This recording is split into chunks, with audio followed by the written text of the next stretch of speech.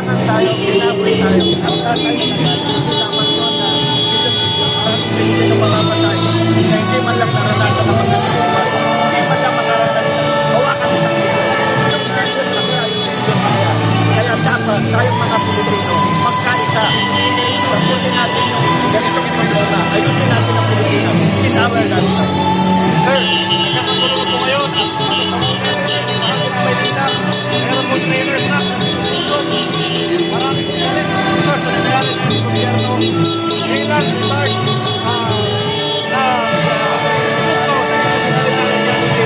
paano po ito kaya naman yan sir ito nangyari gulo ngayon ito kayo sa protesta na yung ano nananawagan ako sa lahat ng mga retired mga lalo bilang mga pinayer mga integrate mga reserve mga officer lahat ng mga retired lahat ng lahat tayo sa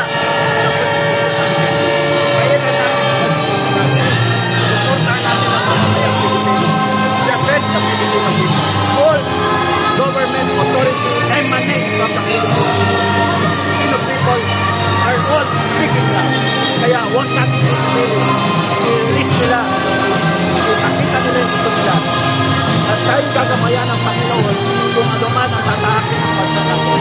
So, ano po masasabi ninyo?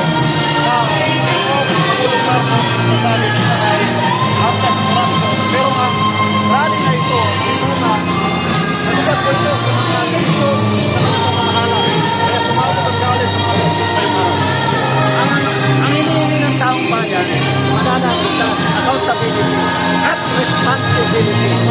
Siya ang naging presidente mula 22 hanggang 2023. Lahat ng itong ulimpat ng pera na nakawan, lahat ng abuso nangyari sa tayo niya.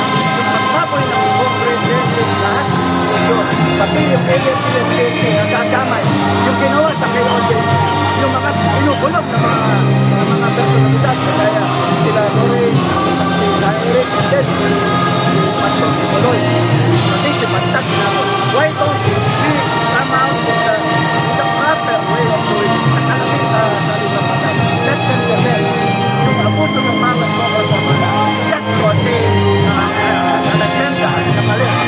Kaya tayo, at ang Pilipino, lahat tayo, sabihin natin, hoy, mali ka.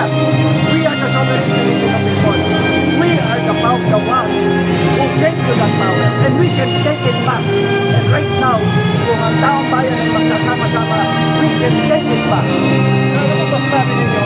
Marami ko yung nagsasabi na yung mga nananawagan ng Marcos Rizal, bakit daw Marcos Rizal? Yung mga kapatid, mas pagkakita na tulungan na lang ang pagbulo ng marisong mga ikomisyon ng person. Ano po sabi nyo? 3 taon na tayo nagrarally. 3 taon na nag-inay ng tao. Sabihin nyo ba, magbabago bigla siya? Hindi, yung ginagawa niya yan, drama.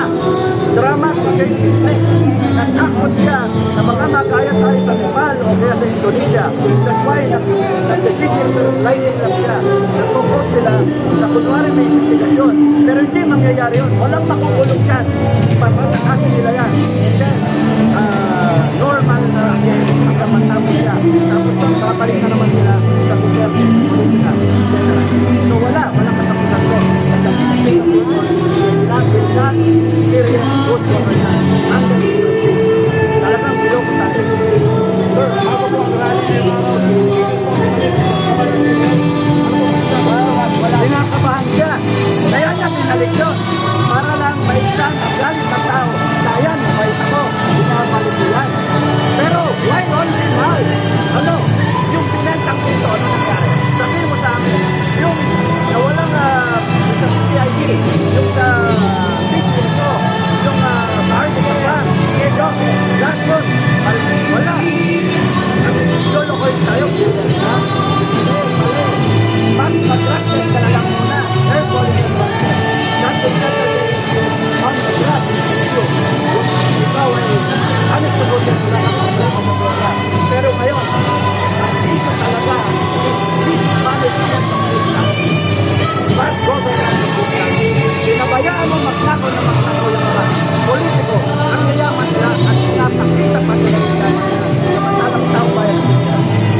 Sir, ano po ang inasabi niya sa protesta ngayong araw? Sabay, ang mga rilay niya sa mga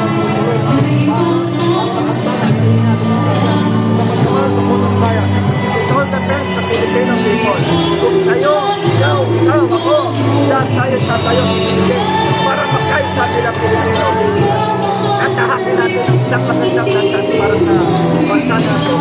Mangyayari yan. And with the aid of Almighty God, matatapos ito, maayos namin yung problema natin. Masasabi po ninyo, para overseas supporter, lahat ng mga Pilipino, malayo, naghahanap na sanay. Gusto sila ngayon, makahambangin, ito po sila sila. Maraming salamat sa mga OFW natin, sa mga SSDF na international, at lahat ng OFW natin.